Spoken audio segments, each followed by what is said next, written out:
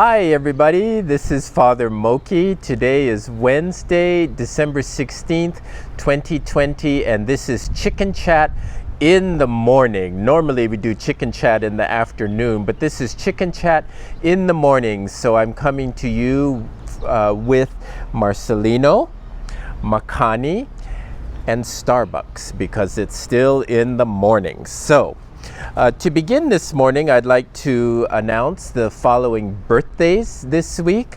Angela Adzwara, Pacifico Evangelista, Estrelita Lampatak, Juanita Adzwara, Keisha May Pasqua, and Kayla Agpoon. Happy birthday to all of you. And also, a very happy anniversary to Ruben and Betty Idika. Many happy returns to you. And I'd also like to let you know that Sean's mother, Kathleen, passed away. Sean, not Sean Brown now, because Sean's mother is Cora, and she's very much with us. But Sean is somebody who comes to Good Shepherd quite a bit to receive ministry from a cup of cold water. And we've gotten to know each other, and he was looking for me yesterday to ask for prayers, and I was out and about, but I did talk to him this morning, and he did let me know that his mother had passed away in Chicago. So given that it's hard to get back when something like this happens, let's keep Sean in our prayers and also his mother Kathleen in our prayers. We have typically during Christmas Eve taken donations of gifts for people in the homeless shelter. But because we're going virtual, we're going to ask and encourage you to bring in those gifts between now and noon on Christmas Eve, and to please wrap them and to indicate if it's for a man or a woman, boy or girl. And they're also saying especially that the teenagers tend to fall through the cracks at this time of year. So if this could be a focus in our gift procurement, that would be a really wonderful thing. Also, in terms of pledges, we have to date 57 pledging units for a total of $116,880. I'm told that this is quite phenomenal, and I really congratulate and commend all of you for your faithfulness to our mission and ministry, especially in the time of COVID. So thank you very, very much. As you know, I did a virtual retreat. We taped it the week before last for all the clergy in the Episcopal Church in the Philippines. We recorded 6 one-hour sessions for Advent and made it available. They have been watching and participating. They let me know yesterday, and I went in on the live broadcast, and there was something like 550 people attending the retreat that we prepared. So that was really wonderful, and I'm very pleased. And I'm talking about all of this not because I'm talking about all of this because one of the things we did for the retreat was I wanted to do something like Stations of the Cross to meditate and reflect for Advent, but Stations of the Cross is more a Lenten thing. And so what happened was we identified 14 Bible passages that would mark the story of Advent, and we did reflections and prayers and scripture passages, and the people of Good Shepherd read them as an offering for the clergy in the Philippines. And then it was so cool that we decided that you all needed to see it. So we put it up on Facebook and YouTube, and it does have an accompanying booklet that goes with it so that you can follow along and pray on the Stations of Advent this year if you like to do that. I do believe a notice went out yesterday. This past Sunday was Gaudete Sunday, which is a Sunday dedicated to joyfulness in the midst of Advent. And so I had on pink vestments, and we had pink paraments in the sanctuary that morning. And all I can say is, yes, everybody, I am pretty in pink. So it was really wonderful.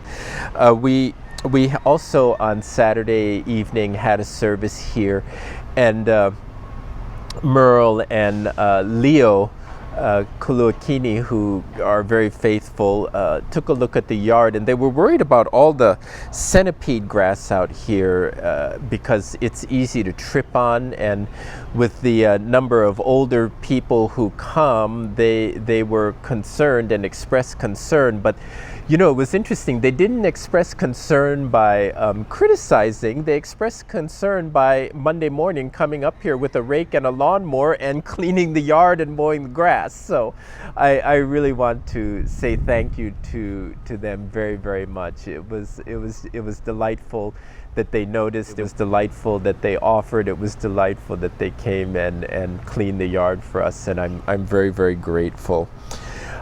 Just a reminder that every Saturday we do have an outdoor service here at 5 o'clock. Every Sunday we do broadcast a virtual service at 7 o'clock, and every Sunday we do have in-person worship in the sanctuary at 9 o'clock. We set up our worship this way to make sure that everybody's need gets met. Who wants to worship. If you're uncomfortable going inside, we have something outside. If you really want to be inside, we have a provision for that. If you're still not comfortable coming at all, then we have the virtual worship. And there are a number of you who have actually apologized for me for not coming to church in person, and please, I completely understand. So please don't feel that there's a need to apologize. But do watch the virtual worship, because if you watch the virtual worship on Sunday, it goes toward the Sunday count, and you are considered a full participant in the worship life of the parish. So please bear that in mind.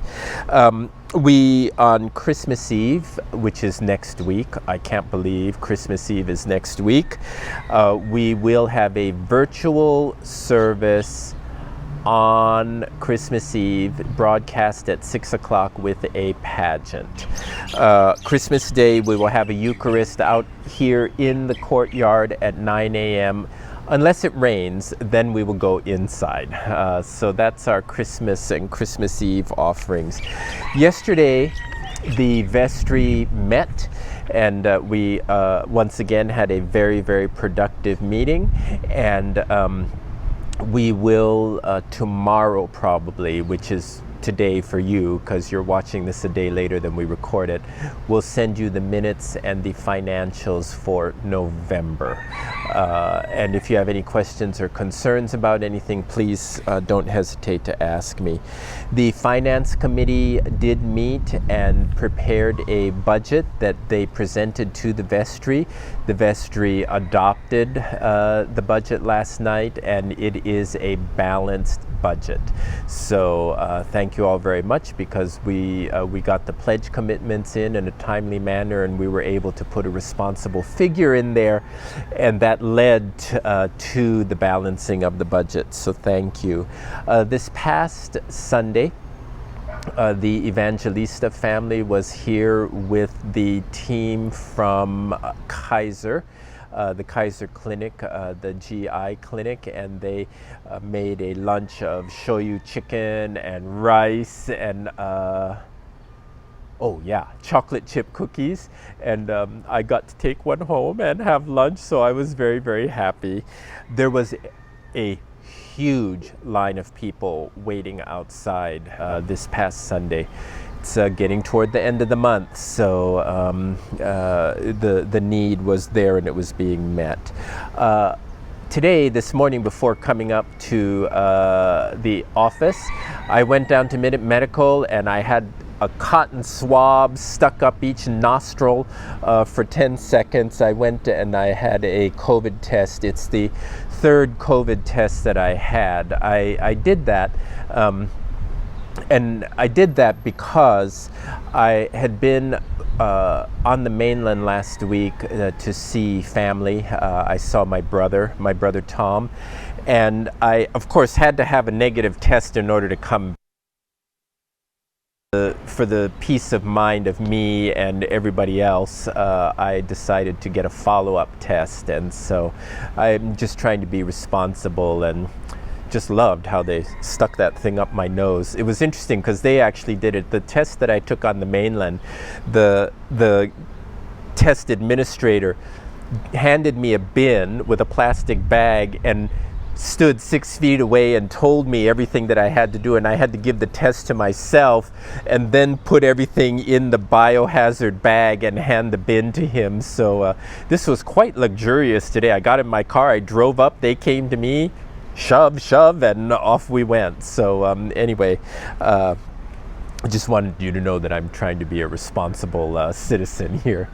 Another thing to note, there's a lot of construction going on around the church, and right now Vineyard is closed. Vineyard Street is closed from Church Street going Makai. So if you want to get into the church through Church Street, you can still do that if you go up High Street and then turn left on Vineyard and then right on Vineyard and then right on Church Street. You can do that. And then on Sundays, they're doing construction on Main Street. So there are a lot of challenges, but we will remain faithful and continue to do what we need to do in order to get onto the property. The status of Hallelujah 1 through 5, you know, we had declared them missing in action, and then determined that some of them were had gone to greater glory, and very, very concerned because as of this morning there are only 2 Hallelujahs, but we figured that they have probably not died, but that they have gone their separate ways from their mother and have left the nest. And you know, Harriet must be a very attractive chicken to the roosters, because I can tell that the roosters have sensed that the Hallelujahs are growing up, and they go and they try to chase them away from Harriet. And I think it's sort of like a marriage proposal to Harriet when they do that. So we'll see if we have more little chicks sometime soon. Time will tell. And finally, everyone, the chicken of the week this week is Lazarus. Lazarus, the chicken of the week. Lazarus likes to come onto the church property and dig and dig and dig and dig, and it's like he's going into his tomb. He's digging so much. Now, really what he's trying to do is he's either trying to dig for grubs, or sometimes I notice they like to dig and cool off, but Lazarus just looked like he was digging, trying to find china. And so I was wondering if he was going into the tomb, and then later on he was, you know, like walking around the yard, so evidently he had arisen from the tomb. So Lazarus is the chicken of the week. And with that, we'll say goodbye, everybody, and we'll see you at worship this weekend. Take care.